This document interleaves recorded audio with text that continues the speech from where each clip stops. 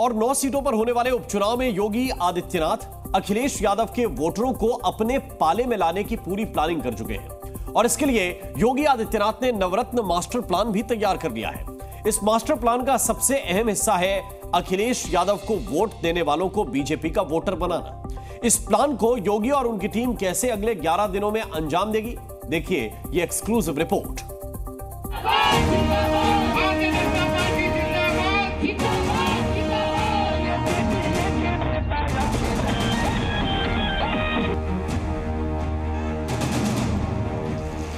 दिवाली खत्म हो गई और अब अखिलेश यादव और योगी आदित्यनाथ के बीच डायरेक्ट फाइट शुरू होने वाली है। अगले 11 दिनों में 9 विधानसभा सीटों के इर्द गिर्द उत्तर प्रदेश की पूरी राजनीति घूमने वाली है। अखिलेश यादव के पीडीए की काट निकालने के लिए बीजेपी ने मेगा प्लान तैयार किया है। इस मेगा प्लान का सबसे अहम हिस्सा होंगे पन्ना प्रमुख। हर पन्ना प्रमुख की जिम्मेदारी 60-60 वोटर्स को बीजेपी के पक्ष में वोट डालने के लिए घरों से निकालकर बूथ तक लाना। पन्ना प्रमुखों की जिम्मेदारी होगी कि वो विपक्ष के प्रति लगाव रखने वाले वोटर से संपर्क करेंगे और यदि भाजपा के प्रति किसी विषय को लेकर नाराजगी है तो उसे दूर करने का हर संभव कोशिश करेंगे। पन्ना प्रमुखों को ये भी निर्देश दिया जाएगा कि वो हर वोटर तक मतदान से पहले कम से कम 3 बार जरूर मिलेंगे और उनसे पार्टी प्रत्याशी के पक्ष में मतदान के लिए संपर्क करेंगे।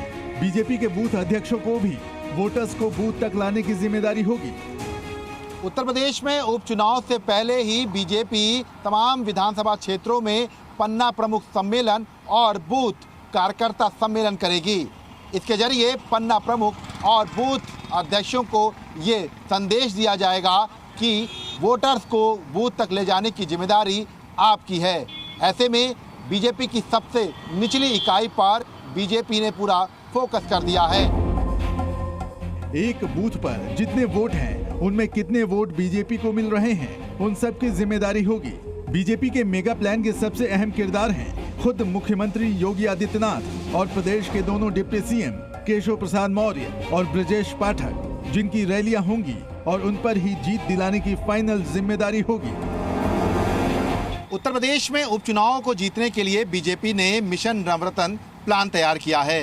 इस प्लान के तहत पन्ना प्रमुख से लेकर सीएम योगी आदित्यनाथ तक सभी को अलग अलग जिम्मेदारी दी गई है। ऐसे में जहां एक तरफ बूथ अध्यक्ष की जिम्मेदारी होगी तो वहीं दूसरी तरफ प्रभारी मंत्रियों की भी चुनाव जिताने की जिम्मेदारी होगी।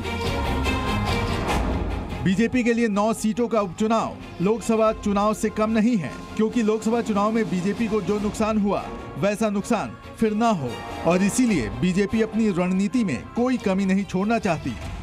भारतीय जनता पार्टी हर चुनाव को पूरी चुनौती के साथ लेती है। वो चुनाव हो, पंचायत का चुनाव हो, निकाय का चुनाव हो या आम चुनाव हो, हर चुनाव को लेकर के हम पूरी तैयारी करते हैं और पूरा पार्टी का नेतृत्व एकजुट होकर के बूथ के कार्यकर्ता से लेकर के प्रादेशिक नेतृत्व तक सब एकजुट होकर के जनता के बीच में जाते। चुनाव में भी जनता अपने मुद्दों पर वोट करेगी। इंडिया गठबंधन कांग्रेस पार्टी लगातार श्री राहुल गांधी जी के नेतृत्व में, आदरणीय मल्लिकार्जुन खड़गे जी के नेतृत्व में मुद्दों पर बात कर रहा है। जनता उसी पर वोट करेगी। उत्तर प्रदेश का आम आवाम भारतीय जनता पार्टी से नाराज है, उनकी कुनीतियों से नाराज है।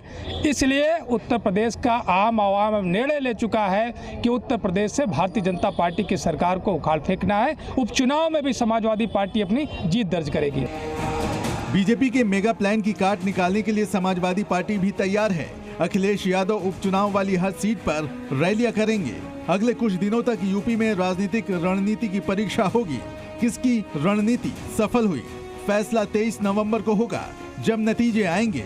विशाल रघुवंशी, जी मीडिया, लखनऊ। जी न्यूज़।